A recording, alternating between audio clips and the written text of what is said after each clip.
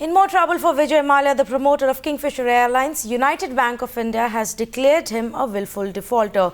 The move is likely to choke fresh funding to public companies promoted by the businessman. Kingfisher Airlines has, however, contested that the bank did not give them an opportunity to present their case, saying that they will challenge the decision of United Bank. Now, Supreme Court, meanwhile, has also refused to interfere in the case after Vijay Mallya's plea challenging his willful defaulter status. We've got Kashif, who's joining us live on the story. Kashif, if I remember correctly, almost 3 years ago is when the company first started defaulting on its loans. It's taken that long for the banks to finally call Vijay Mallya a willful defaulter.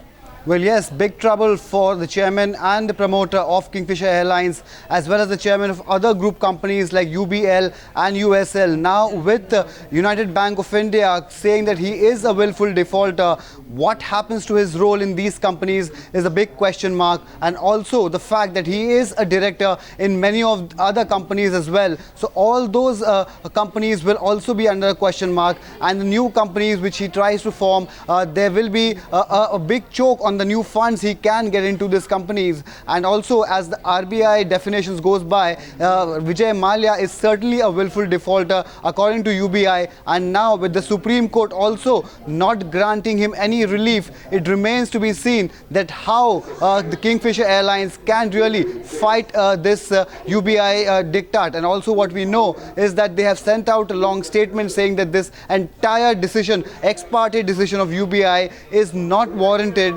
and will contest it. It remains to be seen on what grounds and where will Kingfisher fight this and contest this.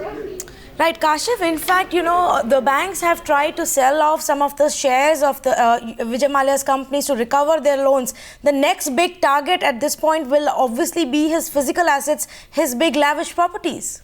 Yes, personal assets of Vijay Mallya are under the scrutiny of these banks. 17 banks were the ones who lended to Vijay Mallya, and these 17 banks are the ones who have in fact attached some of their properties. Remember, Mallya has also not paid service tax, so the service tax department also has attached several of his properties. So yes, physical assets of Vijay Mallya will be under the eye of the banks, and they will be looking at attaching some of the properties which have not yet already been attached by the service tax department.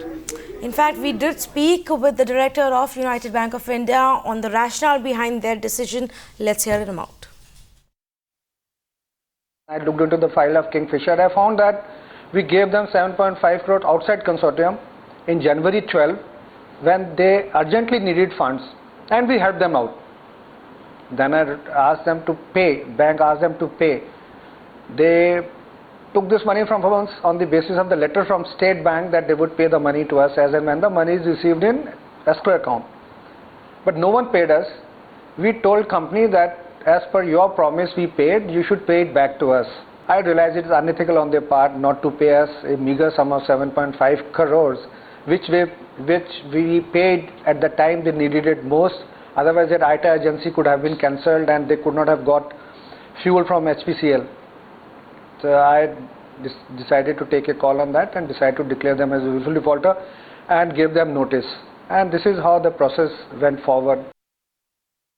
There was a need to have done, because while the banks issued notices for declaring him a willful defaulter, he took recourse to the legal options available to him rather than making an emphatic statement to the banks that he will clear the loans. Now, this is an unfortunate part.